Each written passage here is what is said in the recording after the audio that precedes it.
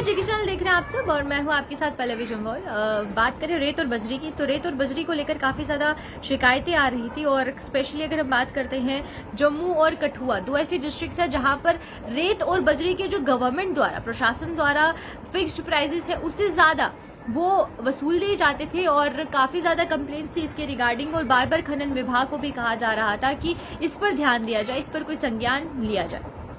पहले हम market prices की बात करते हैं तो जो जम्मू जिले में रेत के दाम है वो 5.5 रुपए प्रति क्यूबिक फीट के हिसाब से है, ठीक है। और उसके बाद अगर हम कंकर की बात करते हैं तो कंकर के जो दाम है वो 12.5 रुपए निर्धारित किए गए हैं। क्रशर की बात करें, क्रशर डस्ट के जो दाम है वो सरकार द्वारा 9.5 रुपए प्रति सीएफटी निर्धारित किए गए हैं। और इसके अलावा जो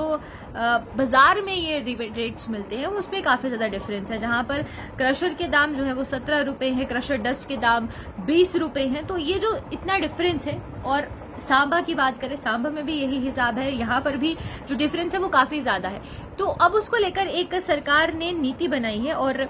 साफ कर दिया, अगर कहें तो एक तरीके की जो जानकारी है वो दी गई है और एक आदेश दिया गया है खनन विभाग को कि जल्द से जल्द जो सरकारी निर्धारित रेट है, जो सरकार ने रेट्स फिक्स किए हैं, चाहे वो रेत के हो, बजरी के हो, क्रशर के हो, वो उसी के रेट्स पर लोगों को मिलने चाहिए। और अगर उससे ज्यादा दाम पे मिलते हैं, क्योंकि कंप्लेंट्स दिन ब दिन बढ़ती जा रही थी और दिन ब दिन खनन विभाग को कंप्लेंट्स जब आई तो उसके बाद से ये फैसला लिया गया है। और अगर मार्केट प्राइस में कोई भी डिफरेंस देखा जाता है, किसी भी, अगर आप कहीं से भी रेत बजरी ले रहे हैं और वहां पर आपको मार्केट प्राइस में डिफरेंस नजर आ रहा है तो आप भी कंप्लेन कर सकते हैं। लेकिन उससे पहले ही सरकार जो है इसके खिलाफ एक कदम उठाएगी और जो संज्ञान है वो ले लिया गया है। और क्योंकि खनन विभाग की बात करते हैं तो पिछले कुछ महीनों की बात करें तो जब पहले कोरोना था तो उस पर खनन एक्टिविटीज पर पूरे तरीके से बैन लगा दिया गया था, कहीं पर भी रेत बजरी आपको अवेलेबल नहीं हो रही थी। लेकिन अब जो है अब वापस से शुरू हो गई एक्टिविटीज और अब